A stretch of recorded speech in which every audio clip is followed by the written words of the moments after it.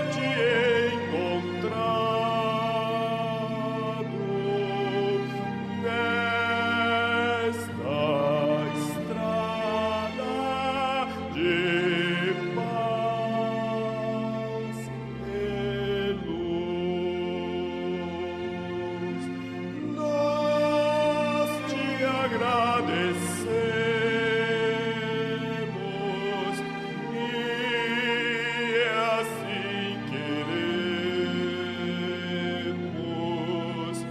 te espalhar, te dividir com quem não sabe sorrir. A quem ficou na solidão, deixa eu estender a tua mão. A quem precisa te encontrar, deixe ajudá-lo a te achar. Ó meu Senhor, me ensina o amor, quero servir.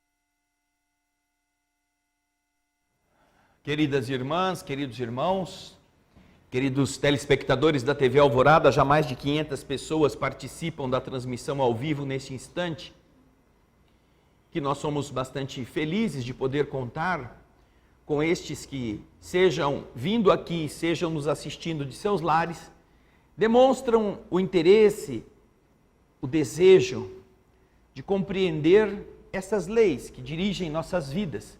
E uma vez que nós as entendamos, encontramos um outro modo de ser que explica por que é importante passar por esta situação que a vida nos apresenta, a sua, especial.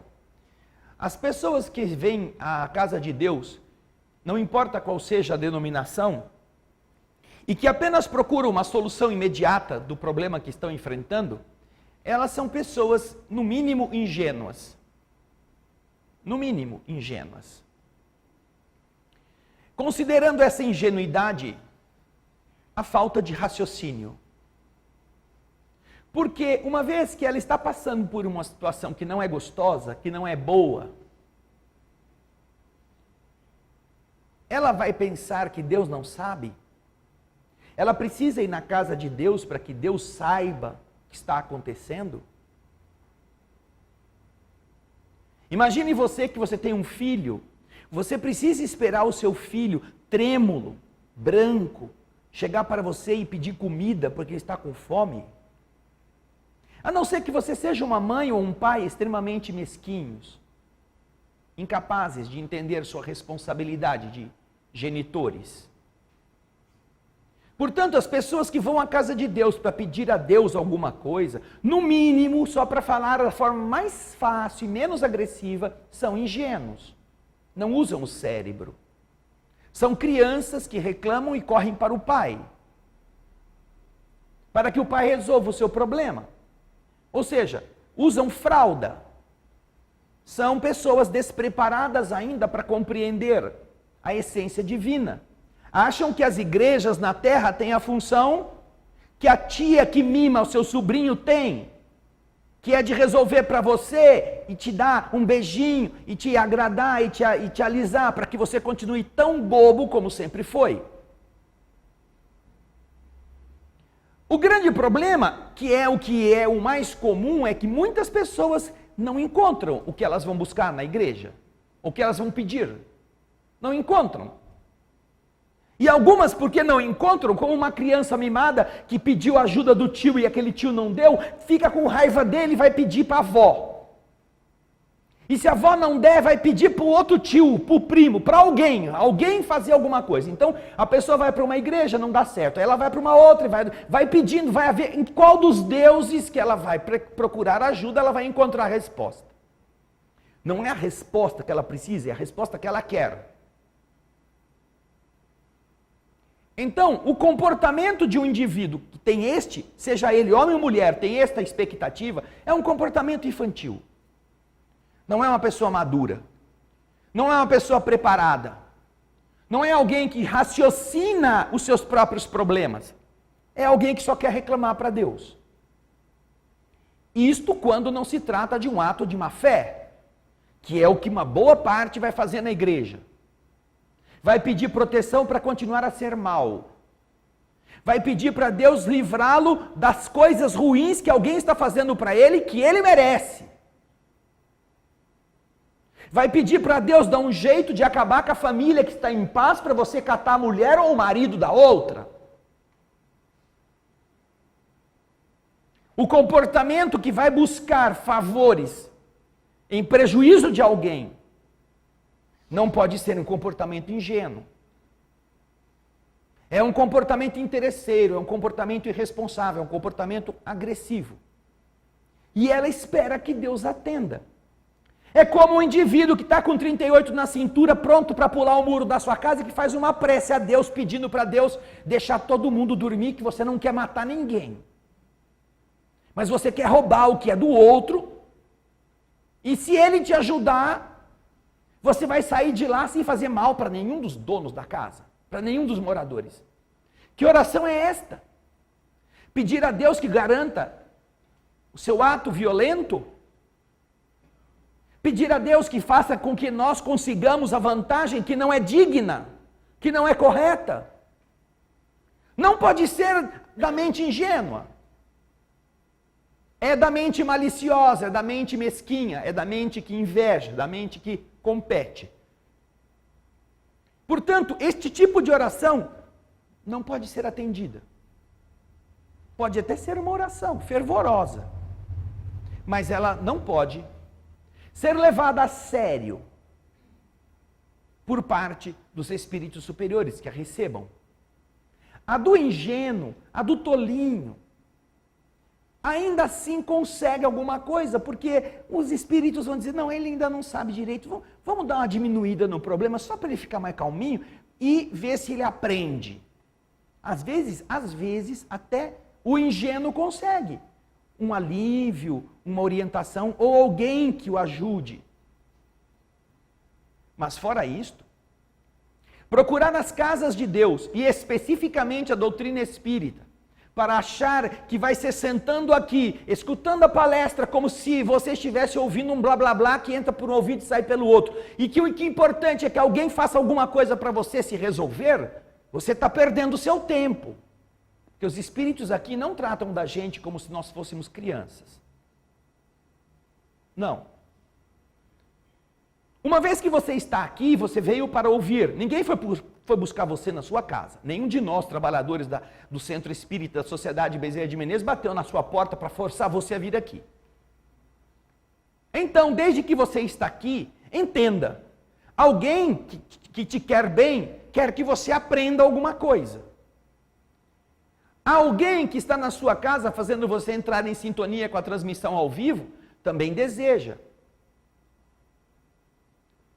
Hoje eu li um comentário de uma pessoa, em um dos livros que nós estamos falando aqui no Espírito da Letra, e este comentário diz o seguinte, se cada um dos 22 mil inscritos desse um like, ou seja, pusesse um joinha em vídeos que tenham assistido, os vídeos estariam muito mais promovidos na internet, mesmo que sejam gratuitos, mesmo que nós não cobremos, que não estejamos recebendo monetização ou dinheiro por vídeos que façamos.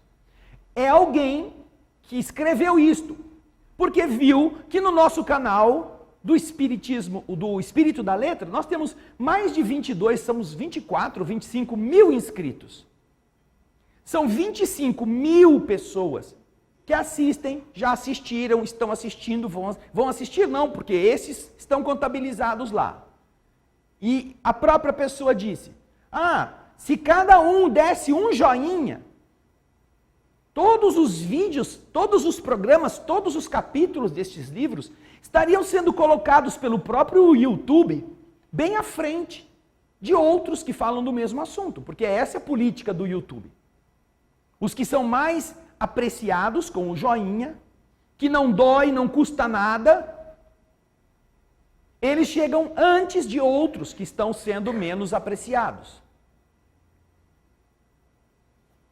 Veja só, se nós da TV Alvorada Espírita, da Sociedade Bezerra de Menezes, fôssemos esperar like, fôssemos esperar que as pessoas que nos assistem colocassem o seu joinha, já tínhamos parado de fazer isso faz tempo. Sabe por quê? O Raul vai colocar para a gente aqui a quantidade de pessoas no total que já assistiram, visualizaram nossos arquivos, desde quando nós começamos. Vê aí, Raul.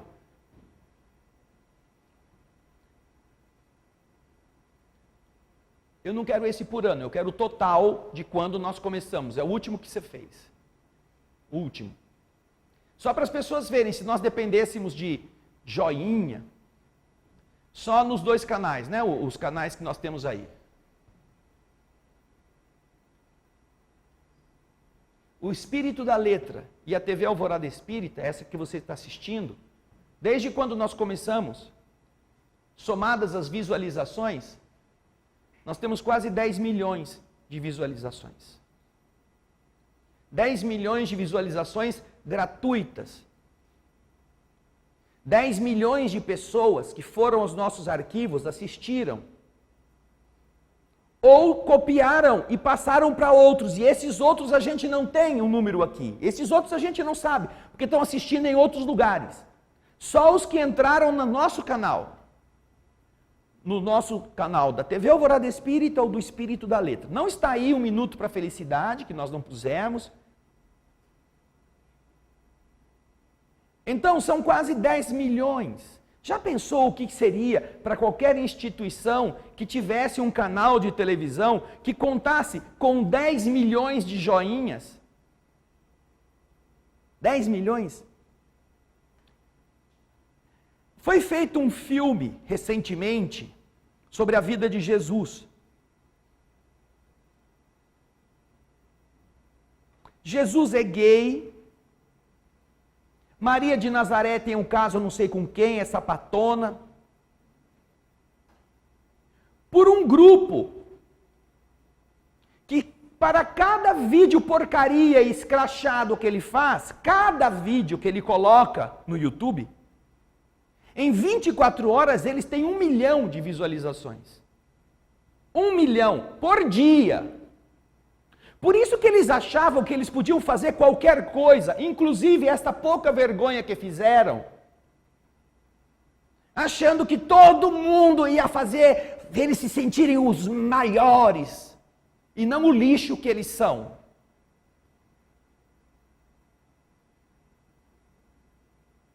Porque são sempre os mesmos otários que vão aplaudi-los, que vão dar joinhas nos vídeos lixo que fazem. E com isso eles achavam que podiam abusar. Vocês já devem ter ouvido falar a esse respeito. Nós não vamos nem citar o nome deste canal, porque é um lixo completo. E os seus representantes são lixos iguais, não como pessoas humanas, mas como mensageiros de alguma coisa, que não serve para nada, nem para rir, nem para se divertir. Por isso é que há uma campanha, também para você boicotar as empresas que são patrocinadoras desses indivíduos, como o iFood, e como outras empresas que usam a imagem destes artistas, entre aspas, que disseram que Jesus tem um caso com um outro homem, que Maria andou por aí fazendo o que não devia, e encenaram isto com a cara de pau de alguém que deseja mesmo cuspir na sua cara, para que você ainda agradeça o cuspe que te deram, a fim de que essas pessoas percebam que elas não têm o apoio que elas pensam que têm.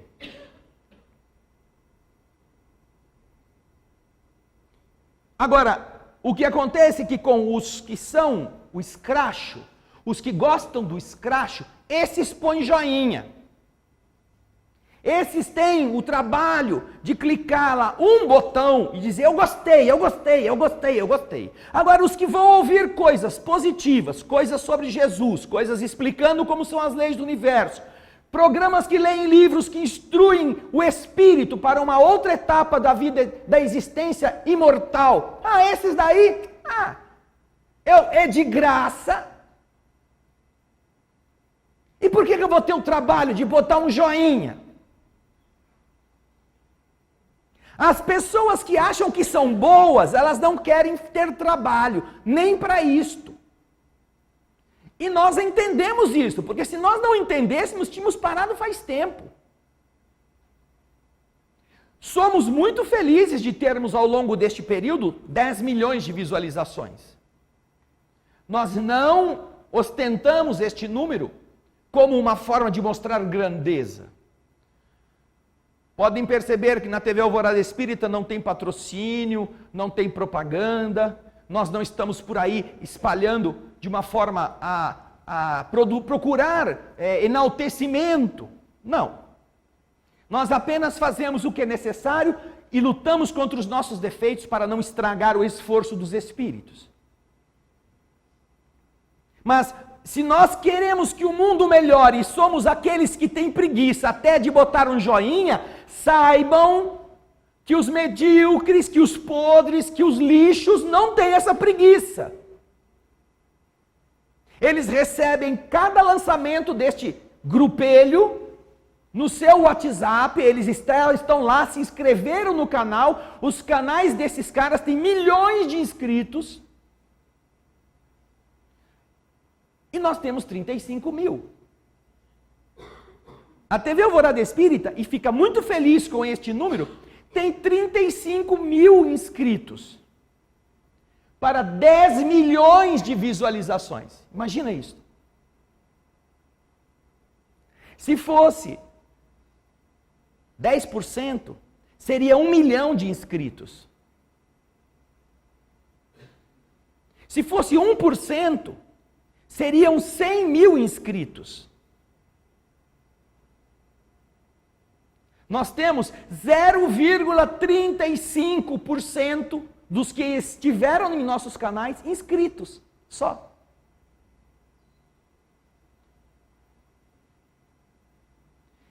E nós estamos comentando isso porque eu tenho certeza que tem muitos que estão assistindo e que não se inscreveram. Ou porque não sabem como fazer, ou porque não tem preguiça. Mas depois reclamam do que vão ver no cinema. Depois reclamam do que a Netflix vai exibir, que é outro lixo que também deve ser boicotado. Porque a Netflix também estava promovendo este absurdo, esse desrespeito.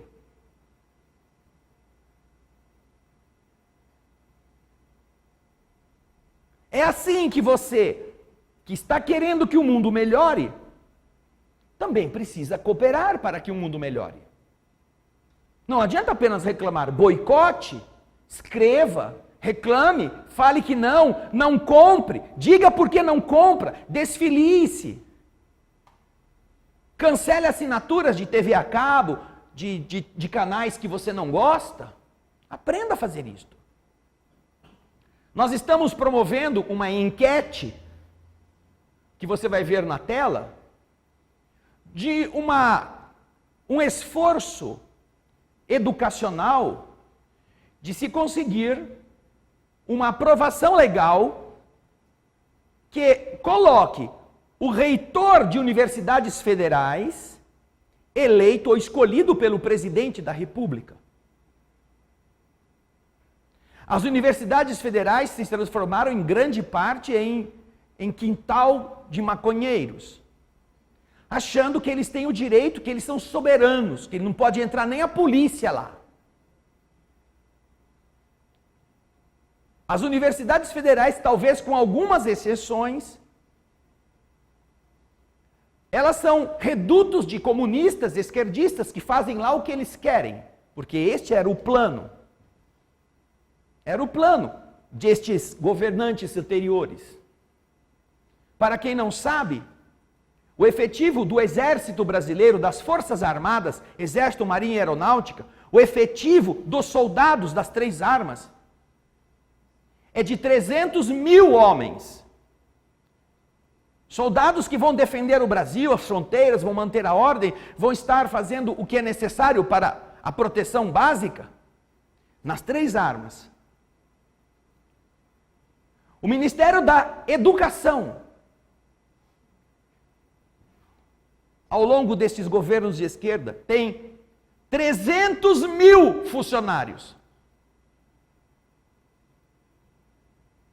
300 mil companheiros, cupinchas, para fazer o projeto ir adiante, usando seu filho, seu neto, seu sobrinho, como instrumento de doutrinação.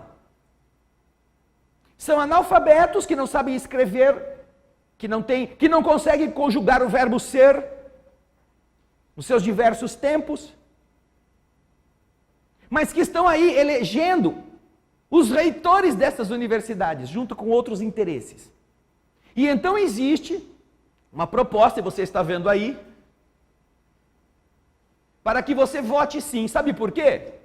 Porque até quando nós recebemos isso, sexta-feira, os que não querem isso estavam votando não, e estava vencendo a votação. O não estava vencendo a votação. Porque aqueles que deveriam dar joinha estão dormindo em casa. E os fumadores de maconha, fala Raul. Agora os números atualizados. Continua ainda perdendo. Os fumadores de maconha, os estupradores ou os bandidos travestidos de alunos, continuam votando. Porque eles acham que a universidade paga com o nosso dinheiro, é deles, eles podem fazer o que quiserem. A omissão das pessoas que não entendem as coisas e que também não têm interesse em compreendê-las é que nos mantém em situações complicadas. Então, se você tem interesse, você vai ver aí, você pode se inscrever, porque isso é público. Isso daí não é uma instituição que está fazendo, uma instituição privada. Isto é uma enquete lá no E-Cidadania do próprio governo, uma medida provisória que está lá, 914/2019. Você tem o link embaixo, se você quiser acessar. Nós vamos depois disponibilizar esse link através de diversos canais aí dos nossos internautas que desejarem, para você votar. E mais do que isto, não é só votar, espalhe isto para as pessoas que estão na sua lista, porque elas também não estão sabendo. Quem não sabia disso aqui, levanta a mão, por favor. Que não sabia desta medida. Então, a maioria não sabia. E é assim que eles contam que os maconheiros continuem elegendo o reitor da sua universidade. Porque você não sabe e você também não diz que é contra.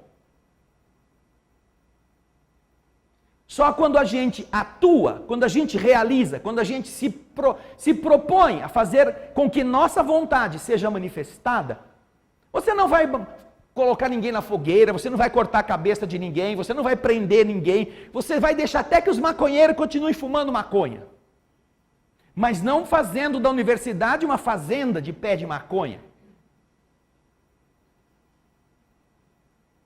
Não interditando quem quer estudar, que estude, que é outro problema. Não malversando obras e malversando recursos que eles não prestam contas.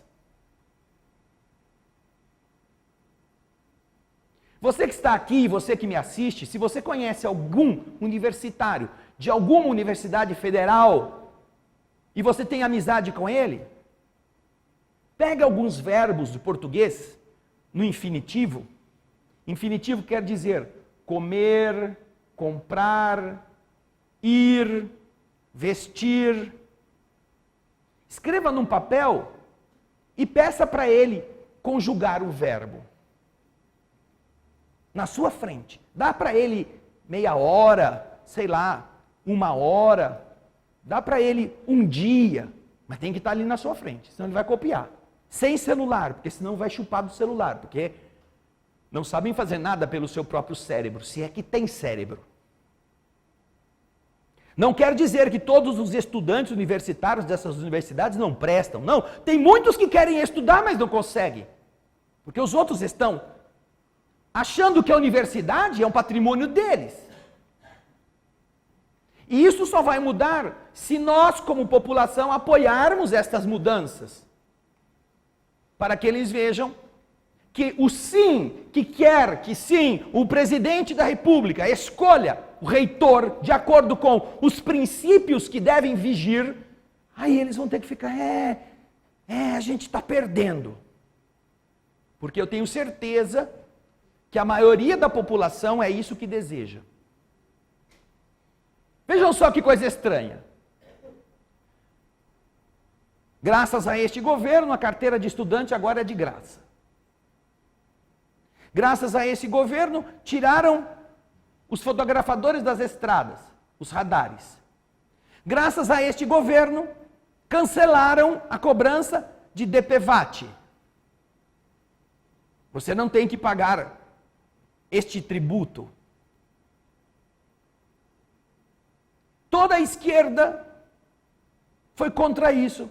Os alunos estão querendo pagar a carteirinha. Os caras estão querendo que o DPVAT volte, tanto que voltou. E que você seja multado na estrada. O presidente aumentou de 20 para 40 o número de pontos na carteira. E eles não querem. Querem que seja 20, se bobear, querem que seja 10. Para você continuar a ser multado sempre nessa indústria. Tem alguma coisa de errado no reino da Dinamarca. Você entende por que o Brasil chegou onde chegou? Porque quem estava governando não governava para as pessoas, governava para si. E as pessoas ingênuas, e vamos dizer ingênuas na sua maioria, os elegiam. Os elegiam achando que eles eram boas pessoas, eram gente do bem. Toda a nossa existência depende de nossas escolhas. Toda ela. Não é só a saúde do seu corpo, não é só a companhia que você vai ter para dormir com ela. Não é só o emprego para onde você vai ganhar o seu dinheiro. Tudo. Seu destino como espírito depende do que você escolhe. Você quer escolher fugir do problema e se matar? Você pode se matar. Só que é bom se preparar, porque por 5 encarnações futuras você vai sofrer. Porque quem já fez isso, quem já passou por essa experiência, tem, pela bondade de Deus, a oportunidade de voltar e contar o que aconteceu. Porque uma vez que você destrói um corpo que não tinha problema de saúde para morrer naquele período, e você faz isso acontecer, você degenera algo que você não construiu, não foi você que fez o corpo. E os desajustes que isso vai gerar no seu perispírito são de tal ordem que, primeiro, você permanecerá por um longo período numa situação de confusão mental. Um longo período que eu quero dizer não é 1 ano, 2 anos, 2 anos e meio, não. Um longo período que, dependendo da circunstância, você vai chegar no século 22. E ele vai chegar do século 22 e ainda não vai estar em equilíbrio.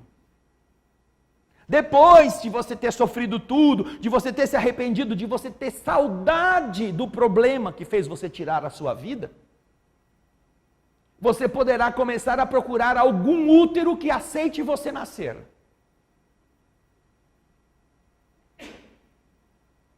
Só que você vai estar tão desestruturado no perispírito pelo ato violento, dependendo do lugar onde você produziu a lesão, que os primeiros projetos reencarnatórios às vezes não logram resultado positivo.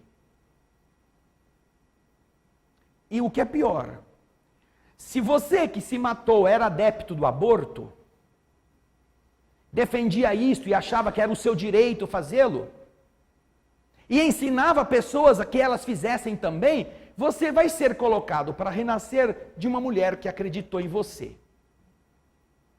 E quando ela engravidar, você vai ser o primeiro a sofrer o efeito do que você defendia. Como uma consequência, para você aprender. Ah, era tão bom, né? Tão bom ensinar os outros. Agora é você, vai, é a sua vez. Vai nascer agora. Vamos ver se você aguenta. A sucção, a trituração. Vamos ver se você é capaz de ver que isso é bom. Porque é o destino. Aquilo que nós escolhemos agora vai redundar no efeito que nós vamos sofrer. Ah, você gosta de tomar uns traguinhos, gosta de fazer umas birita de vez em quando, todo fim de semana. Então, ótimo, pode fazer. Não é pecado, todo mundo faz, é verdade, todo mundo faz, está todo mundo doente. Todo mundo faz. E os efeitos você vai sofrer da mesma forma. O seu perispírito vai assimilar todo o processo químico nocivo. Os seus rins estarão sendo exigidos de uma forma mais intensa do que o normal. Todo o processo de limpeza orgânica do fígado vai estar comprometido. E as enfermidades decorrentes deste comportamento vão pesar sobre você. André Luiz, do livro Nosso Lar, não se matou. Morreu de câncer. Uma obstrução intestinal. Mas quando chegou do lado de lá, ele passou 8 anos sofrendo numa região escura, desajustado mentalmente. E quando foi recuperado para o hospital da cidade Nosso Lar, o capítulo 4 faz você aprender que tudo que ele havia feito com o corpo dele prejudicou e auxiliou a eclosão do câncer. Inclusive os drinks. Esses drinks socialmente aceitáveis. Quando você estiver do outro lado e estiver passando por essa situação de consequência das suas escolhas na Terra, você vai se lembrar de cada garrafa de cerveja que você tomou em cada fim de semana ou durante a semana.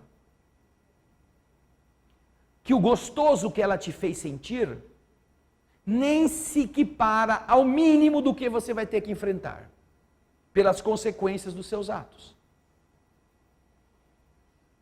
Pô, mas desse jeito eu não posso beber nada? Pode beber água, limonada, faz um suco. Qual é o problema? Por que você precisa se alcoolizar? Para soltar a franga? Deixa a franga presa. Pelo menos ela vai estar presa e você vai estar consciente do que ela está fazendo. Porque se você solta a franga alcoolizado, o que você vai fazer depois, você não vai lembrar. Só que vai ser sua responsabilidade. E então, vou trazer o vídeo depois para você ver. Eu fiz isso, pelo amor de Deus, que vergonha, não é possível. Você fez isso, e coisa pior ainda. Mas às vezes o cara se lembra. Mas por que faz? Porque vai na onda. Se você vai na onda, você está hipotecando aos outros a capacidade de dizer não ou sim. Não é mais você. Mas isso não deixa os outros responsáveis por você. Você vai ser responsável por você. Essa é a lei do universo. Funciona desse jeito. Cada um de nós vai ter que responder pelas coisas que resolveu fazer. Mesmo quando você resolveu confiar de maneira irresponsável em outras pessoas e imitá-las. Você será responsável por tudo isso. Não é que Deus não tenha piedade. Tem piedade. Tanto que deixou você viver. Você tomou quantas cervejas durante a vida? Quer mais piedade do que isso? Se somar todas as cervejas que você pôs, dá mais do que um container. Talvez dê um navio de pinga. Olha que paciência. A mesma coisa com o cigarro, né? Quanto o fulano fuma durante uma existência toda? Deus é paciente. Não fazer você morrer logo de cara. Sabe a pessoa se no primeiro maço o cara caísse duro? Pronto, estava resolvido. Seja o vício dele, seja o dos outros, né? Porque, pô, o cara... O que aconteceu? Ele fumou o 20º. Morreu do quê? De 20. Qual foi a morte? Causa a morte? 20. 20 cigarros fumados, puf, caiu morto. Pergunta se ia ter indústria de cigarro por aí. Pergunta se você ia trabalhar para, com o seu dinheiro suado e honesto, comprar o veneno que em 20 cigarros te mata. Ah, não. Tudo se resolveria. Mas como Deus é paciente, Ele vai deixando. Você começa a queimar a flora da boca, depois do esôfago, depois enche o pulmão de ar, os alvéolos ficam lá, desespero, socorro, eu quero oxigênio, oxigênio, não gás carbônico, eu quero oxigênio. Ele tem que dar um jeito e você vai se empetecando de CO2 até as células. Imagina até você chegar no dedinho do pé, com todo esse vício, que não te faz nada bom, nada melhor. Deus é paciente. Tanto que nós chegamos a ter 60, 70, 80, 90 anos com esse tipo de hábito. E o corpo dá um jeitinho, o corpo vai se adaptando, tentando sobreviver. Só que essa pessoa, ela é como um mau funcionário. Aquele funcionário que tinha uma casa para tomar conta, que não era dele, como se fosse um inquilino. Um mau inquilino. Você alugou a sua casa pintadinha, tudo certinho, azulejo, peça de banheiro, sanitário, perfeito. Aí o cara ficou lá 1 ano, 2 anos, 3 anos. Quando entregou a casa, tá tudo quebrado. Pichado as paredes, louça do banheiro lascada. E por que você fez isso? Porque não era sua? Pergunta se alguém aluga para ele de novo uma casa nesse estado. Perfeita. Não. Olha, você já deu para ver que tipo de inquilino é. Então você, inquilino deste padrão, só pode alugar coisa estragada. Então a próxima casa que você vai alugar, ela vai faltar janela, vai vir com a porta lascada, não vai ter água, as torneiras estão vazando, porque é isso que você gosta. Esse é o seu futuro corpo. O corpo que nós temos hoje, como uma casa que nos foi alugada por um tempo, dependendo de como nós a devolvermos, garantirá para nós, numa próxima locação, ou uma casa idêntica, ou uma casa melhor, ou uma taperinha. Vai para a taperinha, vai lá, vai. Um madeirite, pau a pique, um buraco na terra, já serve. Para gente que é tatu, é melhor ficar assim, enfurnado na cova. Então, isso não é maldade de Deus, isso é consequência. Errado será que o indivíduo que depreda o que não é dele tenha como prêmio uma mansão para ele depredar. Se uma casa de bairro ele já estragou, imagina que cuidados ele teria se morasse num palácio. E o que ele faria do palácio? Portanto, se você deseja um palácio para você habitar na próxima encarnação, cuide da sua casa. Não da casa que abriga seus badulaques, desta física, onde seu espírito dorme e acorda. Porque isto vai ser considerado e vai repercutir nas próximas existências. O problema da saúde não é diferente. É essa mesma escolha. Quem é que você quer que seja o reitor da sua própria consciência? A droga, o ilícito, o erro, o vício? Ou você prefere eleger outras coisas que vão pôr ordem em você, que vão ajudar você a pensar, que vão fazer você ser uma criatura melhor a cada dia em que você viva? Esse é o reitor que você elege.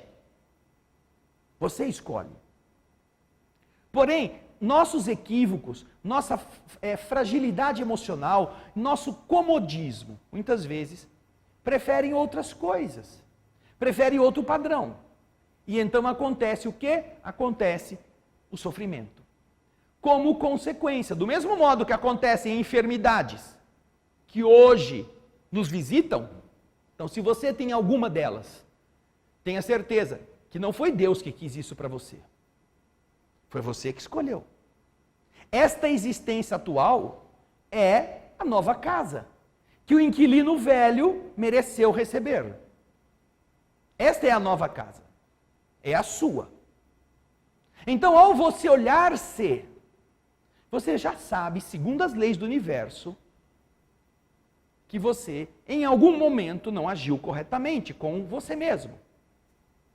Então me diz uma coisa, se você entende que isto é o funcionamento das coisas, por que adianta ir na igreja pedir para Deus resolver o seu problema? Foi você que criou. Deus vai ajudar você a resolvê-lo, se você quiser. Mas para isso você precisa mudar. Você precisa tornar-se um agente positivo na direção oposta daquela situação que está te atormentando.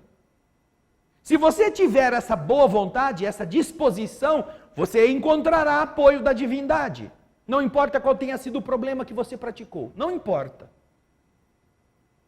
Deus não faz um catálogo dos que são errados nisso, que são piores do que são errados naquilo, que merecem mais do que aqueles que erraram em outra coisa. Não. Como que nós poderíamos catalogar o erro? Alguém que matou o outro. Alguém que estuprou e não matou. Alguém que traiu. Alguém que roubou e produziu a morte de um monte de gente que não foi ele que matou, mas foi o prejuízo que ele causou que matou. Como fazer uma aferição? Deus seria um contador para medir cada um pela maldade maior? Não é assim que funciona. O erro demonstra o problema daquele que erra. E naquele problema, naquela área em que ele está errando, ele terá que prestar contas. Agora, uma vez que ele entende isso, se ele aceita prestar essas contas, se ele aceita, se ele pede a Deus ajuda, é a mesma coisa que o filho que foi mal durante o ano na escola porque foi vagal. Porque não fazia as lições, cabulava a aula, não dava a mínima porque o professor ensinava. E quando está chegando no terceiro bimestre, está vendo que vai ser reprovado. E então ele procura o pai e fala assim para o pai: pai, a professora da minha escola me persegue. Eu queria que você fosse lá falar com o diretor para ele me mudar de sala, porque eu estou indo mal, eu acho que eu vou repetir de ano, porque essa professora é muito rigorosa comigo. Você vai na escola, falar com o professor, falar com o diretor, reclamar da professora, se você conhece o filho que você tem. Agora imagina se seu filho chega para você e fala assim: pai, eu fui muito vagal. Eu fiz um monte de coisa que eu não devia, eu preocupava mais em me divertir, eu não prestava atenção na aula, eu não fui bem nos primeiros bimestres. Mas agora eu estou arrependido, eu queria passar de ano. Eu tenho vergonha de você que trabalhou para que eu tivesse a escola. Tenho vergonha da mãe que me fazia lanche para eu levar para a escola. Eu sei que eu não correspondi. Me ajuda a estudar. Eu acho que eu consigo. Eu consigo passar de ano se você me ajudar. Você seria capaz de não ajudar esse filho? De dizer: você é um sem vergonha, você me enganou, seu bandido, desgraçado, vai repetir de ano sim para aprender. Ou você ia dizer para ele: não, meu filho, se você realmente quer estudar, eu te ajudo. Se você quer, assumindo que você errou, assumindo que você não devia ter feito isso, se você não quer ficar um ano atrasado dos seus amigos e você se dispõe a estudar, eu contrato o professor particular e eu vou ficar acompanhando você. Você aceita isso? Ai, pai, claro, eu tenho certeza que eu vou ser capaz. É assim que Deus faz conosco.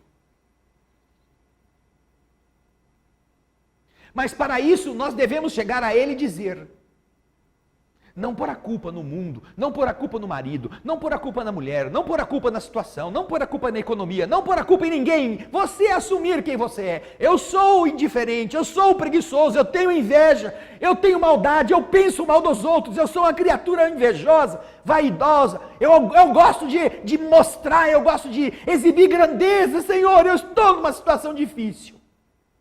Me ajude. Eu quero vencer isso em mim. Se você entender isto, você não ficará sozinho. Porque muito diferente do seu pai, da sua mãe, Deus ama você muito mais do que eles. E para o pai, não importa se você vai passar ou não vai passar este ano. O que importa é que você está lutando contra uma fraqueza que você identificou e assumiu de milênios atrás, que acompanha você em inúmeras vidas.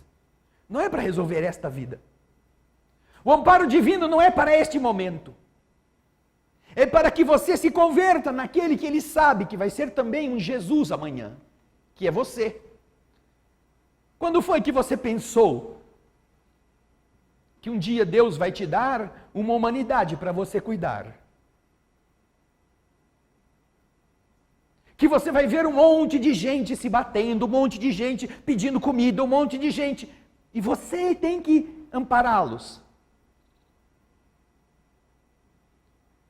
Então, quando você se dispõe a compreender o esforço da divindade, e não reclamar, e não pesar sobre Deus, sendo um dos que grita, e você pede ajuda para você se reerguer sozinho, entre aspas, né? Assumindo a sua responsabilidade. Deus não contrata um professor particular, não. Deus te abastece, Deus te dá amparo, Deus te dá oportunidades renovadas para que você seja honesto com você mesmo e que você se corrija. Agora é necessário que nós exercitemos a vontade. Por isso que dissemos no começo que as pessoas que vão nas igrejas pedir para Deus resolver o problema, no mínimo são ingênuas. Não usam o cérebro. Ou são pessoas de má fé ou preguiçosas, que não querem ter esforço, não querem ter a humildade de reconhecer suas culpas, não querem ter a coragem de, sabendo que você tem tantos problemas, dizer: eu sou o problema. As igrejas estão lotadas de gente que vai reclamar da vida dos outros. O vizinho, é o sogro, a sogra, é o chefe, é o cobrador. Nunca é você que gasta demais, que fala palavrão, que faz o que não deve, que cobiça o que não é seu. Você é santo. Acha que Deus cai nessa? Que você diz para ele que foi o professor que te perseguiu durante o ano inteiro e por isso que você vai bombar? Deus já passou por essas situações com muitos outros. Ele é pai. Quando foi que você caiu na engambelação do que o seu filho queria que você acreditasse? É preciso você ser mais torpe do que ele. É preciso que você não tenha vivido e não tenha entendido o que faz uma criança contar uma mentira, uma lorota. E ainda assim o filho pensa que você é capaz de cair nas mentiras que ele conta. Vejam só a ingenuidade da mente da criança. E como é que as igrejas estão cheias de pessoas assim? Porque elas não se relacionam com Deus com a necessária autenticidade de alguém que fala com alguém que conhece tudo, que sabe quem você é. Deus sabe aquilo que você mesmo não queria saber a seu respeito.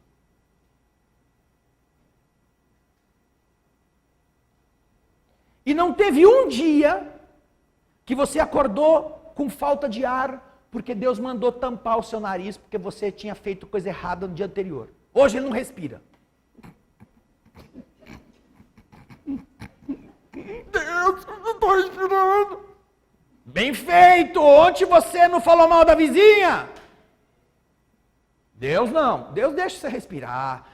Ele reconstitui a atmosfera, deixa você comer, deixa você fazer tudo de novo, até falar mal de novo da vizinha. Por quanto tempo? Até que por algum motivo você vai precisar da vizinha. Aquela pessoa que você falou tanto mal, que você escrachou, que você ridicularizou, que você caluniou por inveja, seja lá por que motivo, um dia você vai precisar da vizinha. Veja só como Deus nos ensina. Não é que Deus vai arrumar alguém que vai caluniar você, para você aprender como é ruim ser falado, cair na boca dos outros. Não. Deus vai fazer com que o seu caminho para você aprender como você precisa dos outros, faça você precisar daquela pessoa. E você vai precisar e ela vai te ajudar. E então a sua vergonha vai ser tão grande, que você precisará se revestir de muita coragem para pedir desculpa para ela. Mas como nós não temos essa hombridade, nós provavelmente nunca vamos pedir desculpa, a gente vai fazer de conta que nunca falou. E daquele dia em diante a gente começa a falar melhor da vizinha. Não, até que ela não é tão mal, sabe? É uma boa pessoa. Só porque você estava precisando e ela te ajudou. Mas ela sempre foi assim. Você nunca tinha notado? É a mesma pessoa, não desencarnou uma e entrou outra no corpinho dela. É a mesma. Ah, mas ela um dia me olhou com cara feia. Ah, mas você tem cara bonito todo dia? Então tem dia que até o Papa deu uns tabefe na mulher lá, pela segunda vez, ou terceira ou quarta, seja lá quantas vezes ele já bateu em alguém, e que agora que estão vendo, o Santo Padre, espancador de mulheres. Vão dizer por aí. Então, todo mundo tem um momento de azedume.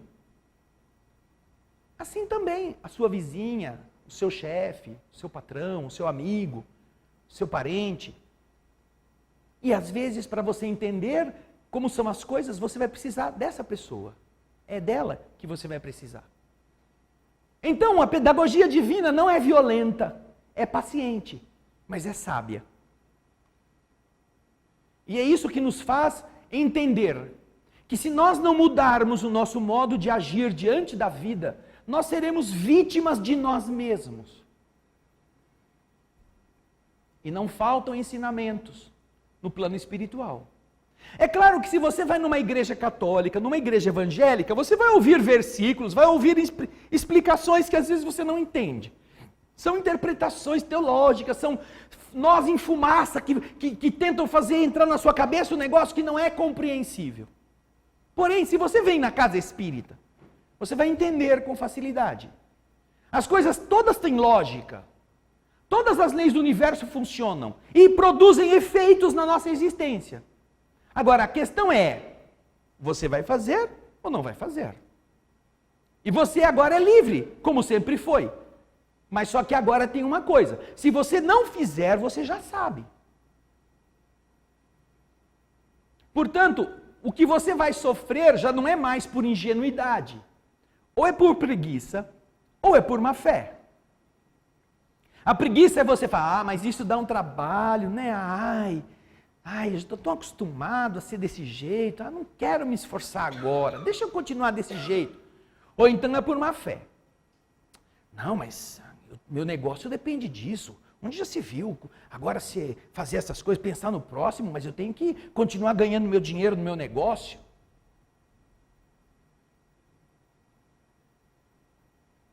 Não vou mais nessa igreja.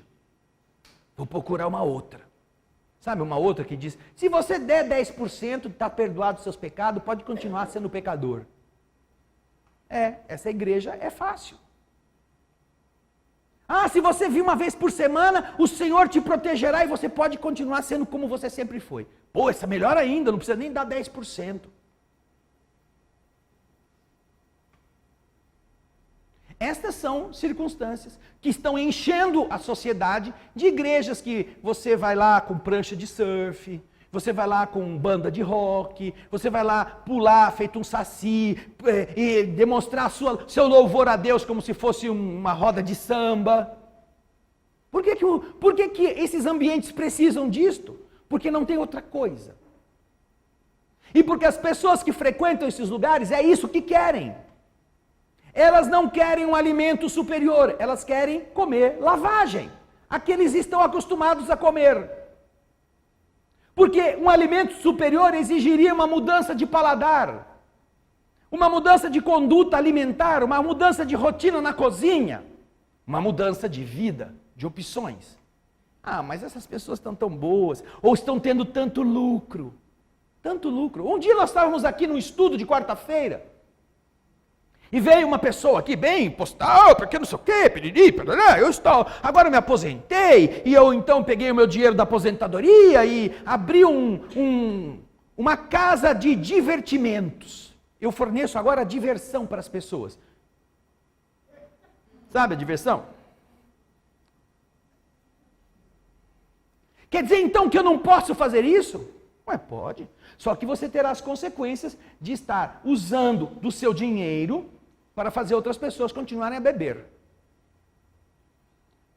Você está ficando bem de vida, porque você não... Se você quisesse realmente ajudar a humanidade, você não teria aberto um bar.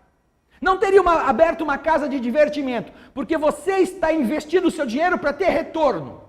Não é para ajudar os outros. E a sua fantasia é que você está produzindo diversão. Você está sendo generoso com os outros que querem se divertir. E você cobra por isso. Portanto, pela lei do universo, você é responsável pelo bebum que vai chegar em casa e vai espancar sua mulher.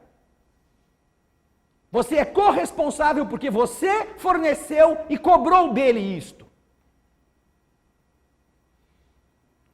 Ele podia ter ficado quieto, não precisava ter me perguntado. Mas ele me perguntou achando que, agora eu vou perguntar que eu estou fornecendo divertimento, então eu sou muito legal para Deus. Deus está muito feliz porque tem uma casa que eu dou divertimento para as pessoas. Só que este era o padrão mental viciado de uma pessoa economista, pensando no lucro, não se importando com a fraqueza dos seus semelhantes. Por que você não abre uma casa de vender comida? Vai no Ceasa de madrugada, pega as coisas baratas e vende barato, mesmo que você ganhe alguma coisa. É justo que você ganhe, é seu trabalho, é seu esforço. Não, eu já estou aposentado, o cara já tinha se aposentado, levantou o fundo de garantia, e ao invés de ele fazer alguma coisa legal, vai viajar, vai passear, estava querendo ganhar mais dinheiro ainda, explorando o vício do seu semelhante. Pergunta se ele voltou aqui depois desse dia. Deve estar em alguma igreja que dando 10%, o cara deixa ele até arrancar a cueca do seu semelhante, que ele tem o direito de fazer isto. Na nossa instituição, diferente de outras igrejas que têm outras escolhas, nem bingo nós fazemos. Mas o que tem um santo bingo? A mesma coisa que teria um santo motel. A mesma coisa que teria uma santa cocaína. Você vai explorar das pessoas a volúpia de ganhar. Ou o jogo não é um vício. Ou você não está se valendo de uma tendência de uma pessoa que quer, eu quero ganhar, ela quer ganhar. E você vai ganhar dela porque ela também quer ganhar.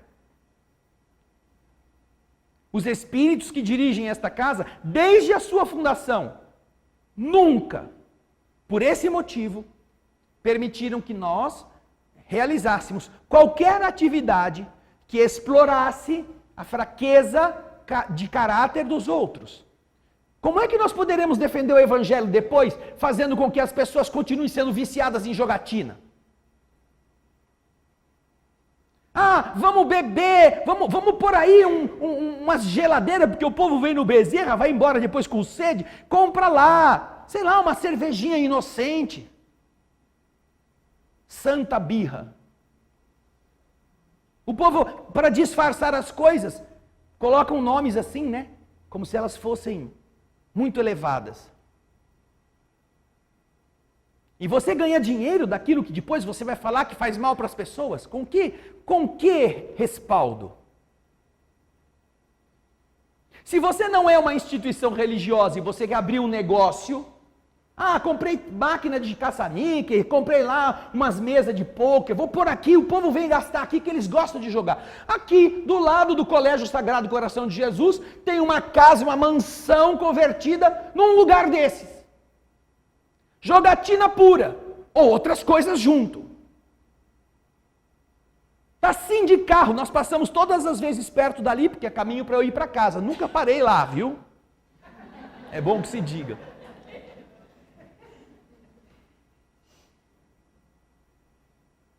Mas fica assim. Você já viu alguma casa de jogo perder dinheiro? E por que fica assim? Porque tem um monte de gente que quer fazer aquilo. Veja os bingos, como ficava cheio de veinha nos bingos. Ai, você vai fazer o quê? Vou no bingo.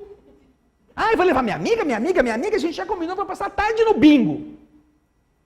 Eu não quero saber se vocês já foram, tá? Isso, a consciência culpada, vocês vão ter que vão ter que acertar lá com o Senhor. Quanto você gastou e perdeu de dinheiro no bingo? Que poderia ter salvado gente em hospital, poderia ter ajudado pessoas a comprar remédio, poderia ter dado escola a criança dos seus conhecidos que não tinham dinheiro para pagar o uniforme. Você vai ter que se administrar com as coisas que você fez, com o dinheiro que você tinha sobrando para jogar no bingo. E o que você aprendeu quando jogava no bingo? Só ver número. Só ver número. Precisava ir no bingo, gastar tudo que gastou para aprender a ver número, eu ensino você de graça. Marco aqui um dia. Quem quiser aprender número, vem no Bezerra de graça, sábado, que eu ensino. Precisa ir no bingo. Mas fora isso, aprendeu mais alguma coisa? Não aprendeu nada. Jogou tempo fora, dinheiro fora e não aprendeu nada. Isso é um vício. Como todos os vícios, é uma fraqueza. E como toda fraqueza, tem gente que explora. Ah, mas é que a causa é boa. A causa é boa. Desde quando pela causa ser boa vale qualquer coisa? Vale você explorar a fraqueza do seu semelhante? Para pegar o dinheiro dele e pôr para Jesus. Jesus não quer isso. Jesus não precisa de dinheiro. Se precisasse, tinha nascido em Roma, como imperador romano. Jesus nasceu num lugar onde não tinha nem cama. O berço de Jesus era onde os bichos comiam. Por isso que se chama manjedoura, vem de mangiare. Mangiare, em italiano, é onde os bois comem. Era ali que ele nasceu. Não tinha uma mantinha, não tinha fralda, não tinha cobertor, não tinha uma madeira, não tinha aquecimento, não tinha ventilador, não tinha nada. Se precisasse de dinheiro, o pai não teve uma moeda para comprar uma cama para sua esposa grávida dar à luz. Não, o que Jesus precisa é de gente decente, que vale muito mais, muito mais. No livro Boa Nova, que nós estamos lendo, eu vou pegar o livro aqui. O livro Boa Nova é maravilhoso, é uma obra de Humberto de Campos. E eu e minha esposa Solange estamos lendo no nosso programa Alegria de Viver. Um programa de rádio que nós fazemos já há mais de 13 anos. 14, estamos indo, dia 2 de fevereiro de 2020, faz 14 anos o nosso programa na Rádio Boa Nova. E que agora está também na TV Mundo Maior. E este livro que nós já lemos vários outros, mas este livro é o que nós estamos lendo agora. São 30 histórias de Jesus, contadas por Humberto de Campos, e que falam de coisas que aconteceram com Jesus e os evangelhos não relatam. Humberto de Campos, no plano espiritual, dirigiu-se aos arquivos que estão repletos de tudo aquilo que nós fazemos e que aconteceu na história, para que ele pudesse resgatar algumas das passagens interessantes que não ficaram totalmente contadas. E o capítulo 3, que nós já lemos, estamos na metade do livro, o título dele é Primeiras Pregações. Humberto de Campos nos diz o seguinte: nos primeiros dias do ano 30, Ou seja, Jesus ainda não era conhecido, Jesus ainda não estava fazendo o que veio fazer. Antes de suas gloriosas manifestações, Jesus avistou-se com o Batista no deserto triste da Judéia. Depois de ter ficado lá algum tempo e passado pelo ríspido jejum, e depois de ter sido batizado, Jesus foi a Jericó, e de Jericó dirigiu-se a Jerusalém, onde repousou ao cair da noite. Era um desconhecido, ninguém sabia quem ele era. Era um andarilho, vestido à moda dos nazarenos, sentado como um peregrino nas adjacências do templo. Jesus foi notado por um grupo de sacerdotes e pensadores preguiçosos, que se sentiram atraídos pelos seus traços de formosa originalidade e pelo seu olhar lúcido e profundo. Alguns deles se afastaram sem maior interesse, mas Anã, conhecido pela teologia pelo nome de Anás, aquele que seria mais tarde o inclemente juiz da sua causa, aproximou-se desse desconhecido e dirigiu-se a ele com orgulho, perguntando: Galileu, que fazes na cidade? O sacerdote era o governante praticamente, abaixo do rei. Eram os sacerdotes que ordenavam a vida da sociedade hebraica naquela época. E Jesus responde a ele, com modesta nobreza, dizendo: passo por Jerusalém, buscando a fundação do reino de Deus. Um peregrino, um pobretão, sentado numa pedra, respondendo a um sacerdote, diz que ele está passando por Jerusalém, procurando fundar o reino de Deus. Reino de Deus? Perguntou o sacerdote com acentuada ironia. E o que você pensa que é isto? O que é esse reino de Deus na sua cabeça? E Jesus responde: esse reino é a obra divina no coração dos homens. A obra de Deus, onde? No coração dos homens. Ainda assim, uma resposta abstrata para um homem que não estava muito acostumado a ver a capacidade de abstração na mente de pessoas do povo, sempre ignorantes, sempre tapadas, incapazes de fazer um raciocínio não sólido, não material. Aí ele revida: obra divina nas tuas mãos, disse Anás, com uma gargalhada de desprezo. Nas tuas mãos? Você não se enxerga, não? Diríamos nós, 2000 anos depois. E continuando as suas observações irônicas, perguntou: ora, com quem você pensa contar para levar adiante essa difícil empresa, esse difícil projeto? Quais são os teus seguidores e companheiros? Por acaso você terá conquistado o apoio de algum príncipe desconhecido e ilustre para ajudar você na execução desses seus planos? Lá está o sacerdote pensando como ele costumava pensar, que tem alguém, alguma coisa importante por detrás financiando aquele pobretão para ele poder dizer que vai fazer o reino de Deus acontecer na terra. E então Jesus responde com humildade. Ele diz: meus companheiros chegarão de todos os lugares. Ainda assim, uma resposta difusa. Meus companheiros vão chegar de todas as partes. E o sacerdote, observando essa resposta, ainda lhe diz: é verdade. Os ignorantes e os tapados, os tolos, os burros estão em toda parte na terra. Certamente que esse vai representar o material da tua edificação.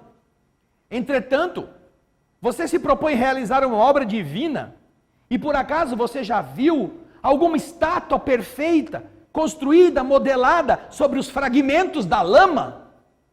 Que são essas pessoas? Você acha que Deus vai construir o reino de Deus sobre o esgoto desse tipo de gente? Veja o que Jesus responde, com serena energia. Sacerdote, nenhum mármore existe que seja mais puro e mais formoso do que o do sentimento. E nenhum cinzel, nenhuma talhadeira é superior ao cinzel da boa vontade sincera. O indivíduo que tem o bom sentimento possui o mármore mais puro do que o Carrara mais perfeito que você possa encontrar em qualquer pedreira. E impressionado com essa resposta, firme e inteligente, o famoso juiz perguntou: você conhece Roma e Atenas? E ele respondeu: conheço o amor e a verdade. Você tem consciência dos códigos da corte provincial e das leis do templo? Perguntou Anás inquieto. E Jesus respondeu brandamente: eu sei qual é a vontade do meu Pai. Esta é a lei do meu Pai que está no céu. Eu conheço a vontade dele. O sacerdote olhou irritado e, dirigindo-se a ele com um profundo desprezo, tomou a direção da Torre Antônia em atitude de orgulhosa superioridade. No dia seguinte, pela manhã, o mesmo formoso peregrino foi ainda visto, contemplando as maravilhas do santuário, antes de, alguns minutos depois, internar-se pelas estradas banhadas de sol a caminho da Galileia distante. Daí a algum tempo, depois de haver passado por Nazaré, descansando igualmente na cidade de Caná, onde ele fez o primeiro milagre do casamento, das bodas de Caná, Jesus se encontra nas circunvizinhanças da cidadezinha de Cafarnaum, como se procurasse com viva atenção algum amigo que estivesse à sua espera. Chegou rapidamente às margens do Tiberíades e se dirigiu resolutamente a um grupo alegre de pescadores, como se antes de já tê-los visto, ele os conhecesse a todos. A manhã era bela, no seu manto diáfano de radiosas neblinas. As águas transparentes vinham beijar as árvores que tinham suas raízes ali, junto ao lago. Os pescadores cantavam aquelas cantigas rudes e, dispondo as suas barcas de modo inteligente, deixavam as redes em meio de profunda alegria.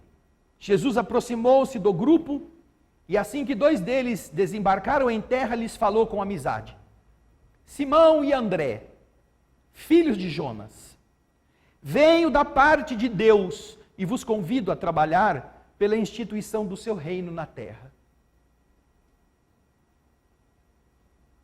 André se lembrava de já tê-lo visto, perto de Betsaida, e do que haviam falado a seu respeito, enquanto Simão, embora agradavelmente surpreendido, o contemplava assim embevecido, pensativo. No entanto, quase a um só tempo, dando expansão aos seus temperamentos acolhedores e sinceros, exclamaram respeitosamente: sim, Senhor, seja bem-vindo. Jesus então começou a falar aos dois, falar sobre o Evangelho, com um olhar aceso de júbilos divinos. Lembrem-se que Humberto de Campos está vendo a cena e nos está contando da maneira como ele pode. Esta cena que ficou gravada nos arquivos espirituais e um dia todos nós poderemos vê-las. Estando muitos outros companheiros do lago observando os três conversando, André, manifestando sua tocante ingenuidade, exclamou comovido: Senhor, mas um rei, porque Jesus disse, venho convidar vocês para instituir o reino de Deus. Um rei. Mas Cafarnaum, aqui nessa cidadinha existem tão poucas casas. Como é que pode ter um rei? A gente é tão miserávelzinho, só tem umas taperas aqui. Será que vai ser um rei desse tamanho? Porque a gente raciocina como um rei de um reino grande, poderoso. Estão pensando com o estômago. Jesus está falando para o futuro.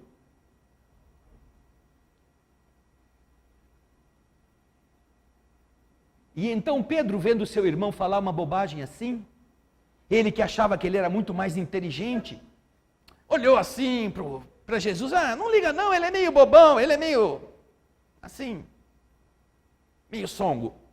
E aí ele disse, não André, claro que não, o lago é muito grande, tem um monte de cidadinha, tudo em volta. Esse reino vai pegar todas essas cidadinhas. Nossa, como ele raciocinou bem. Vai ser um reino que vai ter 5 cidadinhas, que eram os vilarejos em volta. Nenhum nem outro fazia ideia do que era um reino de Deus na terra. E quando disse isso, olhou para Jesus com um olhar perseguidor. Não é isso mesmo, Jesus? Eu não tenho razão, é assim mesmo, está vendo como eu te entendo? Como se ele fosse uma grande criança meiga e sincera, desejando demonstrar a Jesus compreensão e bondade. Jesus esboçou um sorriso sereno, como se deixasse para mais tarde a explicação de que reino era esse. E então pergunta aos dois, vocês querem ser meus discípulos?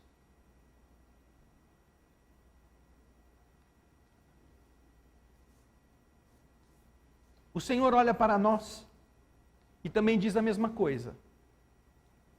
Nós estamos procurando curar do nosso joelho, curar do nosso estômago, curar da artrite. Estamos procurando a casa de Deus para resolver um problema emocional, um problema de dinheiro. E a gente escuta o Senhor dizendo, não é o seu corpo que é o mármore mais puro. O sacerdote está preocupado quem é que está te apoiando para você fazer aquilo que você diz que vai fazer. Você conhece a vontade do Pai. Você sabe que a vontade do Pai é que você seja bom, que você faça o bem, que você ajude as pessoas, que você não minta, que você não inveje, que você não se acumplicie com o erro, mesmo que seja para você se dar bem na vida. Você sabe que a vontade do Pai é que você seja íntegro, que você seja sereno, seja verdadeiro, que você seja gentil, que você seja prestativo. Essa vontade do Pai que a gente conhece,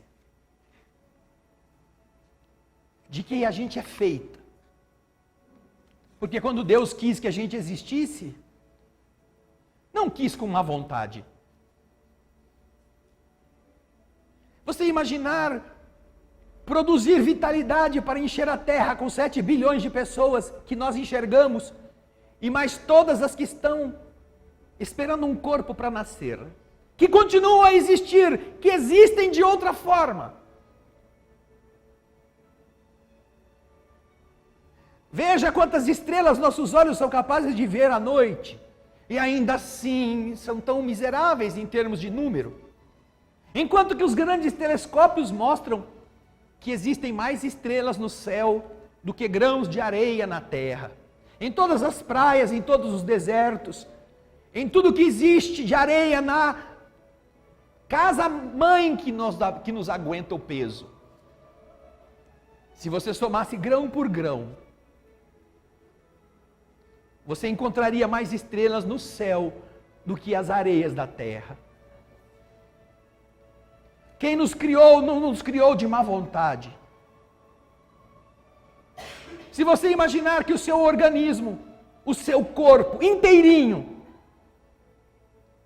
nesse corpo que você olha no espelho todo dia, se você pegasse todas as veias e artérias do seu corpo e emendasse uma na outra,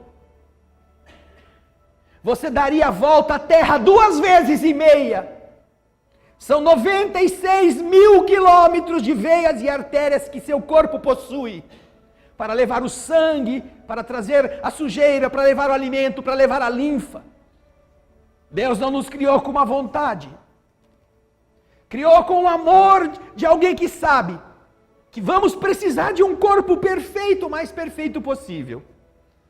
E se ele foi tão cuidadoso com um corpo que vai morrer e os vermes vão comer, imagina quando criou a gente, com inteligência, com capacidade afetiva. Por isso Jesus disse: não existe mármore mais precioso na terra do que o bom sentimento. E é justamente a vontade, o verdadeiro cinzel, que é capaz de usar as forças do mundo para converter esta pedra bruta em uma escultura ainda mais bela que o Davi de Michelangelo. E então, uma vez que a gente entenda que as preocupações do mundo pertencem aos homens do mundo, e a gente vai continuar a viver a nossa vidinha e encontrar Jesus na beira do lago. Este lago pequeno, esta casa do Pai tão insignificante, feita de cadeiras, de telhas de eternite,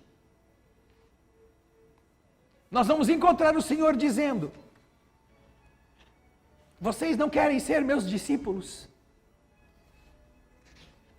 Eu sei que dói, eu sei que vocês estão, às vezes, com uma doença qualquer, estão sentindo uma falta, uma carência, estão precisando resolver algum problema, eu sei disso, mas a gente está aqui procurando ajuda para instituir a instituição do reino de Deus na terra. E é você, o André, o Simão, que 2000 anos depois ele também está esperando. Somos nós. Entendendo que nós não somos indispensáveis, mas que o Senhor se sentiria muito, muito acolhido se nós também o entendêssemos. Se nós também pudéssemos dizer: eu sei que não é um reino que vai impor a fé sobre a mente dos outros. Eu sei que não é uma grandeza de ter 10 milhões de visualizações. Não, isso é um nada. Mas entre esses 10 milhões, talvez um não tenha se matado. Um tenha pedido desculpa por aquilo que aprendeu. Um outro tenha ajudado o seu semelhante arrependido de ter sido indiferente antes. E assim, o reino do Senhor se instaura no coração de outras pessoas. Cada um de vocês é este Simão, é este André, que tem uma barca para pescar, que tem filho para criar, que tem rede para jogar, que tem coisa para fazer, mas mesmo assim ainda dá para ajudar o Senhor a ampliar o reino de Deus, como fez Simão, como conta a Escritura neste dia. Jesus manda ele jogar a rede novamente, tinha pescado a noite inteira, e não tinha pego um peixe. E então o Senhor diz: volta lá e joga a rede. Simão diz a ele: Senhor, pescamos a noite toda e não pegamos um peixe, mas sob vossa palavra, eu vou jogar novamente a rede. Então ele põe de novo a barca na água, leva a rede para o meio e joga a rede, e ele não consegue mais puxar a rede para dentro do barco. Quando ele se surpreende e vê que não é um enrosco que ele pegou, são peixes que estão ali reunidos, que não aguentaria o barco inteiro para transportá-los. Ele grita, chama o seu irmão André, os dois conseguem botar os peixes de volta ao barco, e eles, quando chegam na praia, está o Senhor em pé. Simão se ajoelha e lhe diz: afasta de mim, Senhor, que sou um pecador. E Jesus não se afasta dele. Jesus chega até ele e diz: vem, Simão, eu te transformarei de um pescador de peixes num pescador de almas. E o Evangelho não conta o que fizeram dos peixes. Alguém cuidou dos peixes, porque Simão foi. Ele não disse: Senhor, deixa eu vender os peixes primeiro, deixa eu salgar, porque esse é o meu ganha-pão. Ele foi fazer o que Jesus tinha pedido. Pode ser que Irã e Estados Unidos resolvam começar uma guerra nuclear. Se isso acontecer e de repente todas as bombas atômicas acontecerem de explodir, o que vai ser de nossa vida? E se chegar uma ogiva nuclear caindo sobre nossa nação, sobre nossa cidade, nós não teremos tempo para nada. Vamos pensar no peixe, vamos pensar no que está juntando, do que está guardado, vamos pensar na briga com o vizinho, vamos pensar na rixa com o colega. E nós não precisamos de uma ogiva nuclear para tirar a nossa vida. Precisamos apenas que um vasinho mais fino que um fio de cabelo se rompa dentro do nosso cérebro, a qualquer hora. Basta isto. É por isso que Jesus nos chama sempre, para que a gente aproveite o tempo e possamos viver com consciência, cada dia. Não espere que alguma tragédia se anuncie, para que aí você decida ser bom. Lembre-se, você foi criado pela bondade, para ser bom desde o primeiro até o último dia. Escolha isto, porque esta é a sua natureza, e esta é a sua saúde. Porque mesmo que você compre o melhor remédio, em qualquer farmácia que te forneça, e você o tome e ele possa aguentar a sua dor, o seu problema de saúde, ele vai te dar uma saúde que vai durar somente até o dia do seu enterro. Mas a saúde que Jesus oferece, essa é para sempre. É a saúde da bondade dentro da gente. Quando o seu corpo morrer, seu espírito a levará para onde for. Pense nisso. Muita paz.